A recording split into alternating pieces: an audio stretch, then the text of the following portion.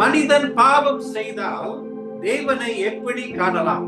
தாவீது ஒரு பாவத்துல மாட்டி அதுக்கு பின்பு நடந்த காரியத்தான் உங்களுக்கு நான் சொல்ல விரும்புகிறேன். சங்கீதம் 32 and verse number 5, நான் என் அக்கிரமத்தை மறைக்காமல் என் பாவத்தை உமக்கு அறிவித்தேன், என் மீறுதல்களை கர்த்தருக்கு அறிக்கை இடுவேன் என்றார்.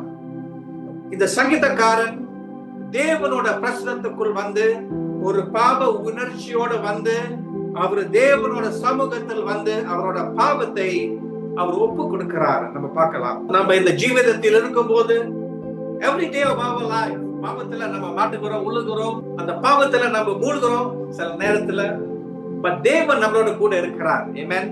தேவன் நம்மளோட தேவன் ஒரு இரக்கம் உள்ள தேவன், மனதுருக்கம் உள்ள தேவனா இருக்கிறார்.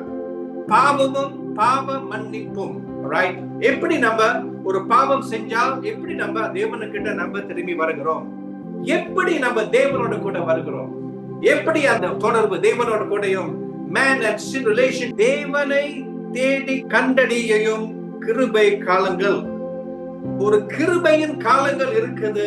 உங்களுக்கு தெரியணும், தேவனை தேடுகிற அந்த கிருபையின் காலங்கள் இருக்கிறது. பாவம் செய்யறோம், தேவன் நம்மளுக்கு ஒரு கிறிஸ்டியானியோட தேவனோட மகன் ஒரு மகளா இருக்கிற நாங்கள் தேவனோட கூட அந்த தருணத்தை தேவன் தருகிறார். ஆனால் அந்த ஒரு கிருபையின் காலம் இருக்கிறது. சங்கீதம் 32 and verse number 6, இதற்காக சகாயம் கிடைக்கும் காலத்தில் பக்தி உள்ளவன் எவனும் நம்மை நோக்கி விண்ணப்பம் செய்வார். சகாயம் கிடைக்கும் காலத்தில், ஃப்ரெண்ட்ஸ், அந்த காலம் இருக்கு. ஏன் தேவனை காண முடியவில்லை? இதய கடினத்தினால். நம்மளோட இருதயம் கடினமாகிற ஒரு சூழ்நிலை எதற்காக தெரியுமா? நெருக்கடியில் இருந்து தப்புவிப்பதற்காக. ஆமென். நெருக்கடியில் இருந்து தேவன் நமக்கு ஒரு விடுதலை கொடுக்கணும். தேவனோடு கூட நம்ம ஒப்புரவாய் நம்ம வரும்போது சங்கீதக்காரன் சொல்லுகிறார், அந்த துன்ப நேரத்தில் அந்த துன்பம் அந்த கஷ்டங்கள் நம்மளை மேற்கொள்ளாது. இந்த வசனத்துல சங்கீதம் 32 and verse number 5ல நம்ம பார்க்கிறோம், அங்க 3 வார்த்தை இருக்கு தெரியுமா? பாவங்களின் வழிகள், 3 வழிகள் இருக்கு. அக்கிரமத்தை talks about உள்ளார்ந்த, that means நம்ம உள்ளுக்குள்ள சில காரியங்கள் அந்த அவுட் ஆஃப் ஜாயின் இருக்கு.